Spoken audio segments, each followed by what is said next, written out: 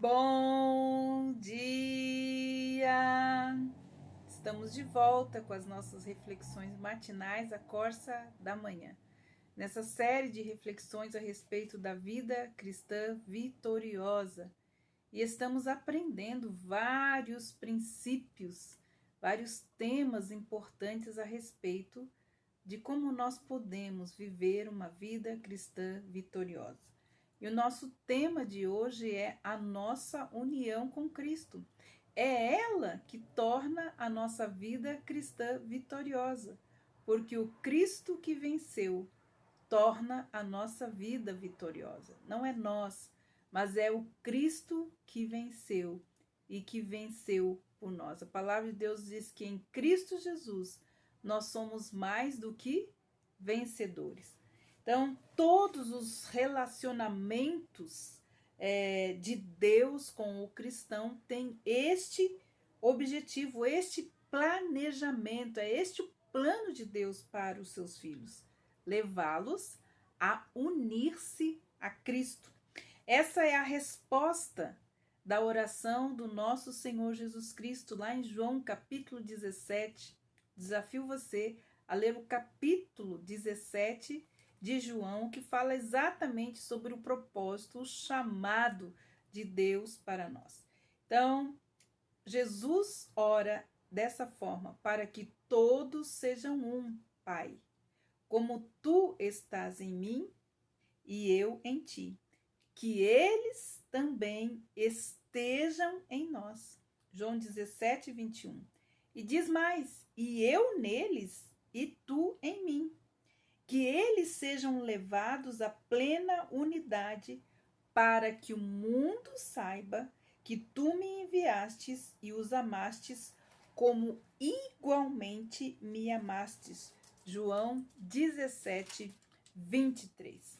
É esse o laço entre Deus e o cristão, foi o propósito maravilhoso de Deus antes da fundação do mundo, foi o planejamento, o plano de Deus, o propósito de Deus antes da fundação do mundo, unir-nos a Cristo. Foi um segredo oculto desde as eras passadas, possibilitado somente quando Cristo então se fez homem. Paulo fala, um mistério que foi revelado, que estava oculto, Cristo em nós, a esperança da glória. As escrituras, então, elas testemunham a respeito e muitos amados filhos de Deus experimentam esta conexão, este vínculo com Cristo. Mas nem todos os cristãos têm essa experiência. Deus planejou para todos, não escondeu e nem tornou isso difícil. Mas os olhos de muitos estão fechados e o coração deles se recusa a crer. E como resultado, então, da sua incredulidade, eles fracassam em compreender este mistério glorioso que foi revelado em Cristo Jesus. Cristo em nós, a esperança da glória. Hoje, o Senhor está movendo os cristãos de toda a parte como um propósito de levá-los a experimentar a sua união com Cristo. É esta a obra preciosa do Espírito Santo de Deus. Como estar em Cristo pode afetar, então, a sua vida diária, os seus relacionamentos e o seu serviço? Tudo na nossa vida cristã deve nos levar a isto. Este é o propósito de Deus para nós. Precisamos aceitar com a nossa mente e concordar com a nossa vontade. O nosso coração não pode verdadeiramente estar descansado até que nos tornemos um com Deus, com Cristo. Como nós vimos no início desta série de reflexões, que a nossa vida está escondida com Cristo em Deus. E hoje nós estamos falando que a oração de Jesus, em João, capítulo 17, Jesus ora por esta união. Os discípulos, quando andavam com Jesus, conheceram Cristo somente como o Senhor e como Mestre, mas não o conheceram como a sua própria vida. Paulo, ele entendeu perfeitamente este mistério. Se você quer se aprofundar mais a respeito da sua união com Cristo, além de ler a carta de João, você deve ler a carta de Colossenses. Paulo fala disso perfeitamente. Paulo entendeu Cristo em nós, a esperança da glória, e que a nossa vida está escondida em Cristo, em Deus. Deus trabalha até hoje, até que Cristo se torne a nossa própria vida. Quando chegou então o dia de Pentecostes, os discípulos passaram a conhecê-lo como Cristo que vive interiormente. Foi no Pentecostes, na descida do Espírito Santo, a vida de Deus, a vida do Cristo que eles conheciam de andar com ele, se manifestou no seu interior. Vive interiormente. A partir de então, Jesus agia neles para que fizessem então a sua vontade. Foi pela lei do Espírito, diz Paulo, da vida, pela lei do Espírito da vida.